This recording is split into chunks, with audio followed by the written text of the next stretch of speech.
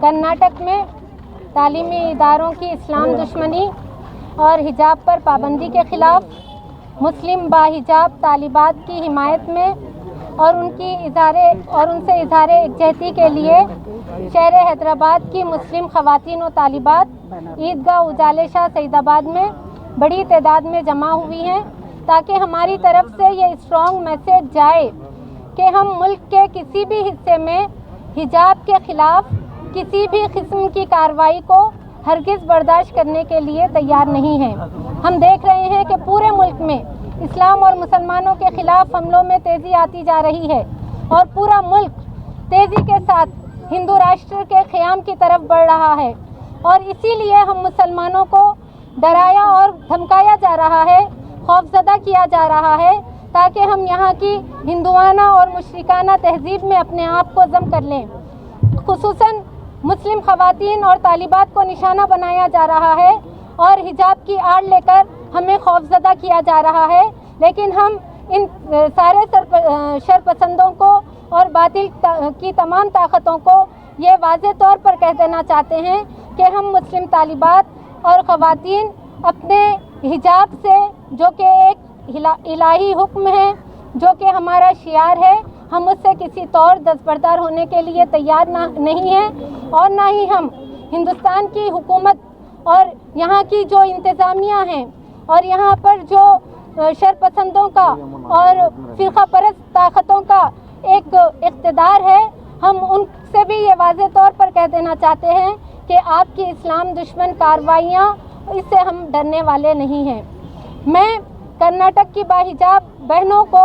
سلام پیش کرتی ہوں، انہیں مبارکباد دیتی ہوں کہ وہ حجاب پر پابندی کے خلاف بالکل پوری قوت کے ساتھ ڈٹی ہوئی ہیں، اور میں خصوصاً اپنی اس حجابی بہن کو بھی سلام پیش کرتی ہوں جس نے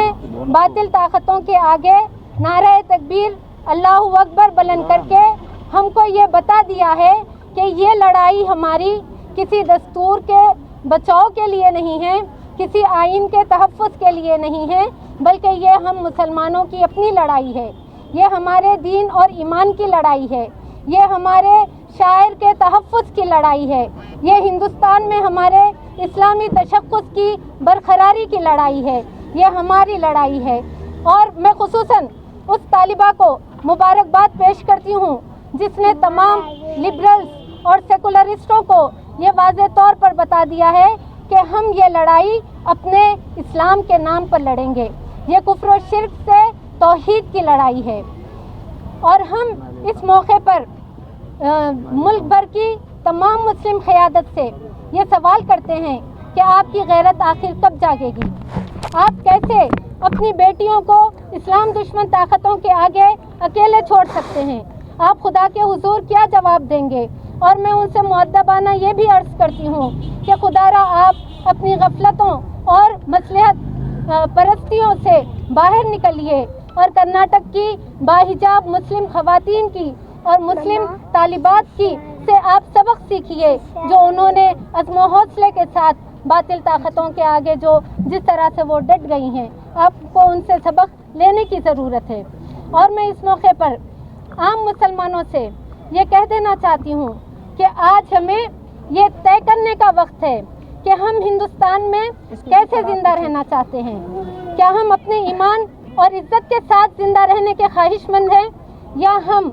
یہاں کی ہندوانہ اور مشرکانہ تہذیب میں ضم ہو کر رہنے کے خواہش مند ہیں؟ ہمیں آج یہ طے کرنا ہوگا، ہمیں آج یہ فیصلہ کرنا ہوگا کہ ہم ہندوستان میں اپنے ایمان اور عزت کے ساتھ زندہ رہیں گے۔ اگر ہم نے اسلام اور ایمان کا انتخاب اگر کر لیا ہے تو پھر ہمیں اپنے اندر عزم و حوصلے کو پیدا کرنا ہوگا، ورنہ ہم ہندوستان میں مسلمان بن کر نہیں زندہ رہ سکیں گے۔ نہ سمجھو گے تو مٹ جاؤ گے ہندی مسلمانوں، نہ سمجھو گے تو مٹ جاؤ گے ہندی مسلمانوں، تمہاری داستان تک بھی نہ ہوگی داستانوں میں۔ اور میں اس موقع پر اپنی تمام مسلم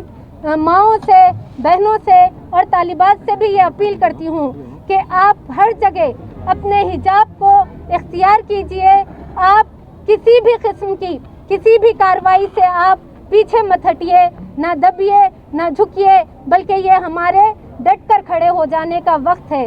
और मैं उनको ये भी पैगाम देती हूँ कि तेरी हयात है किरदार राबिया बसरी,